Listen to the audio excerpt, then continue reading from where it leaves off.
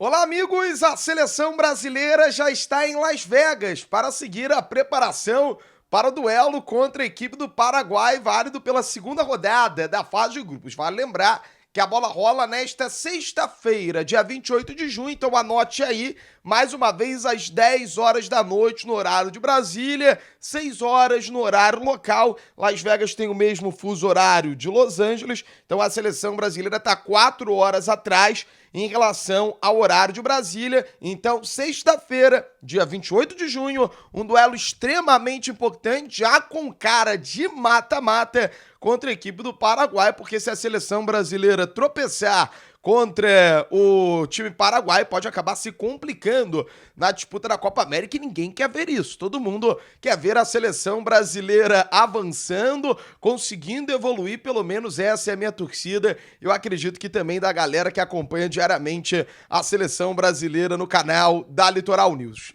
Portanto, um duelo importante, o Dorival não perdeu tempo. A primeira atividade já foi realizada, como a gente trouxe, ainda em Los Angeles, na manhã da terça-feira, sem tempo para descanso, sem tempo a perder.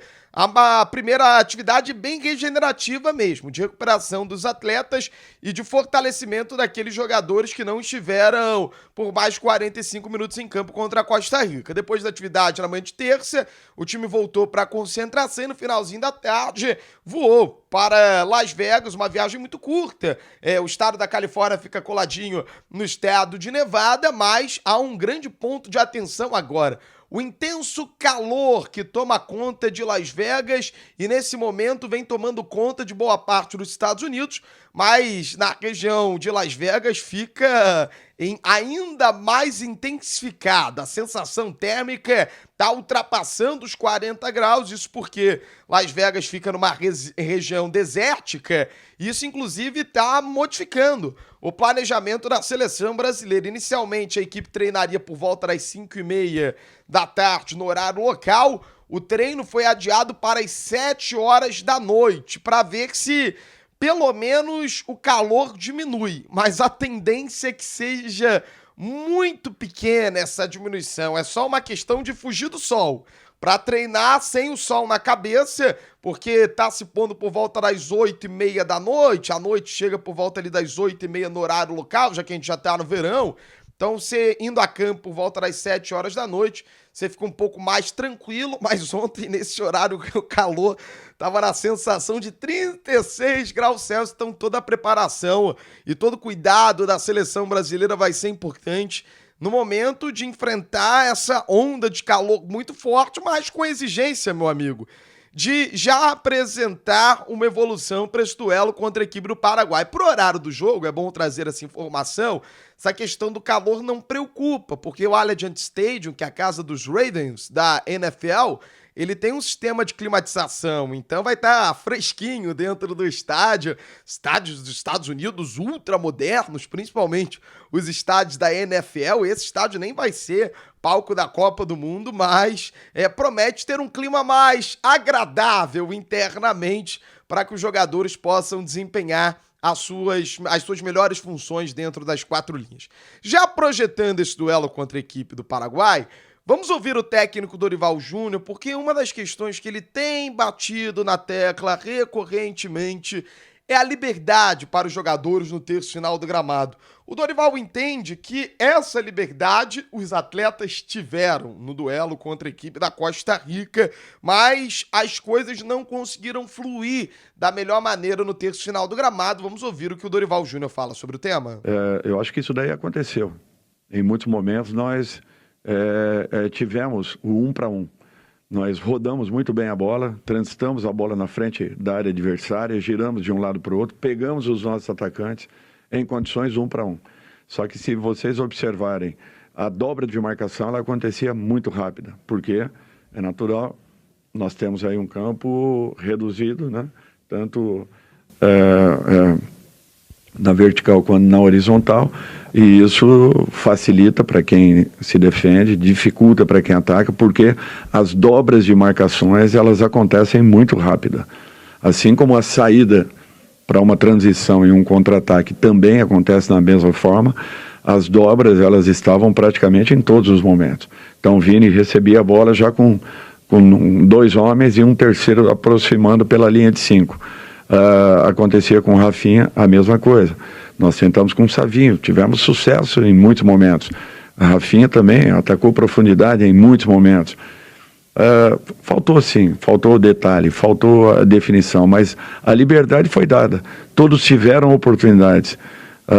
As defesas, principalmente a defesa da equipe costa-riquenha, estava muito bem postada, muito bem posicionada. Nós trabalhamos por fora, por dentro, nós trocamos passes em velocidade, nós mudamos a direção do jogo, nós buscamos criar. É natural que, quando existe um balanço muito rápido de marcações, você acaba tendo uma dificuldade um pouco maior. Na minha opinião, foi o que aconteceu e acontecerá em jogos seguintes. O Dorival fala sobre um outro aspecto muito importante. O time teve 25 dias de preparação até a estreia na Copa América contra a Costa Rica. E os treinos foram muito intensos, as atividades todas muito trabalhadas. O Dorival estabeleceu muitas coisas, conexões, foi implementando o seu modelo de jogo com a equipe, como a gente trouxe antes, estimulando essa liberdade para os atletas no terço final do gramado, mas com algumas questões que os jogadores tiveram dificuldade dentro das 4 linhas.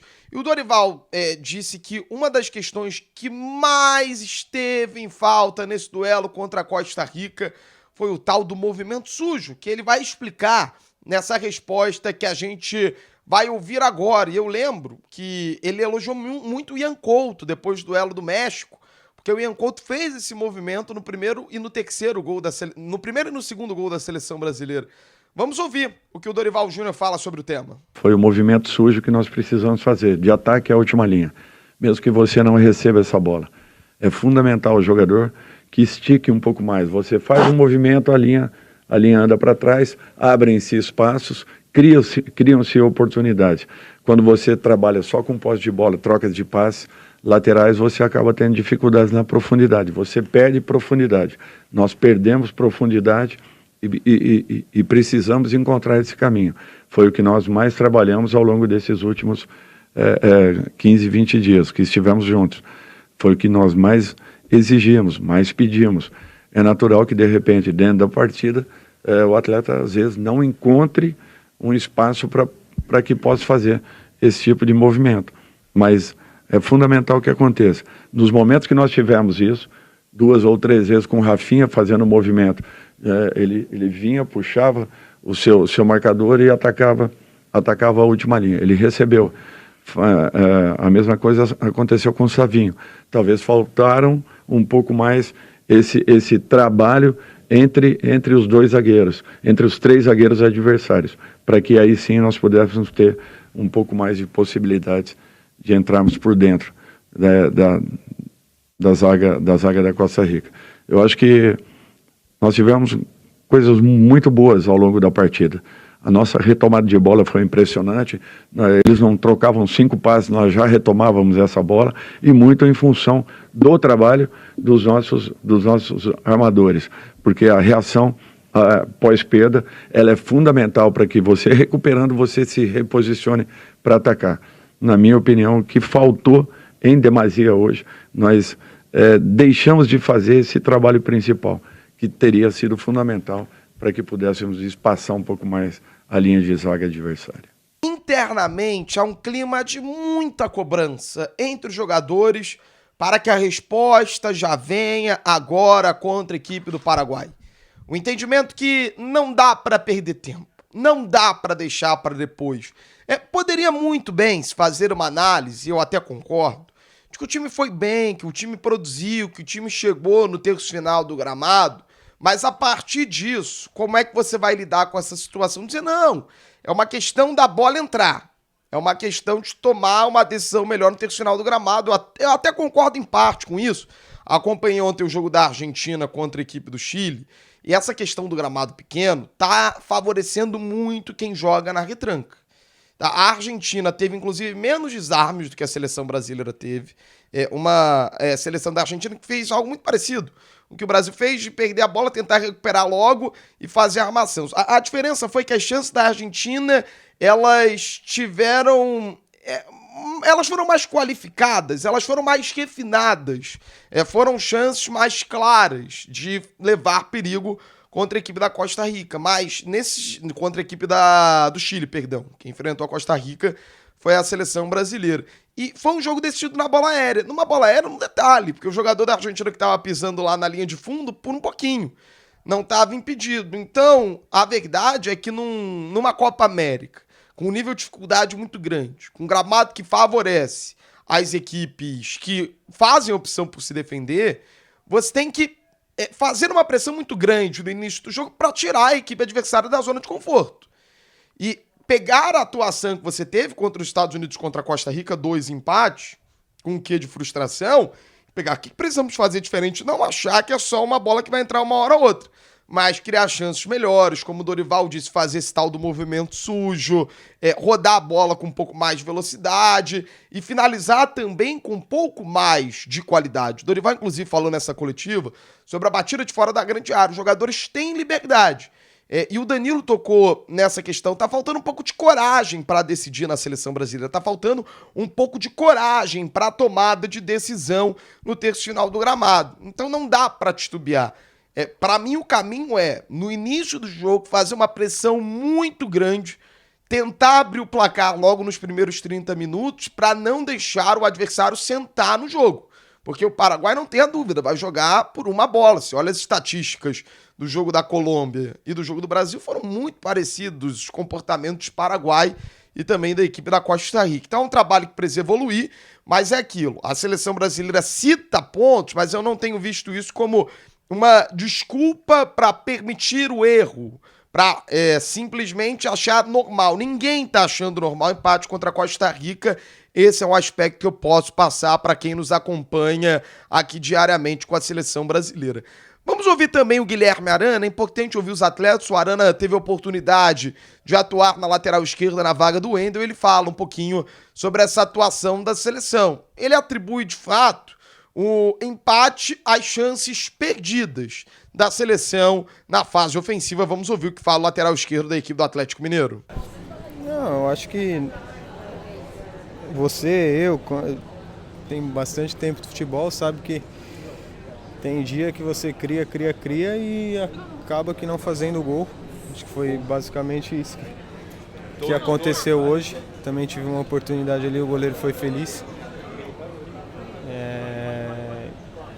Mas é tirar como lição que nos fortaleça a partida como hoje, a partida de hoje, né, para que possamos nos próximos jogos talvez concluir melhor, talvez ter um pouquinho mais de sorte e trabalhar. Eu acho que o que a gente pode controlar é isso, fazer bons treinamentos para chegar nos jogos e aproveitar as oportunidades.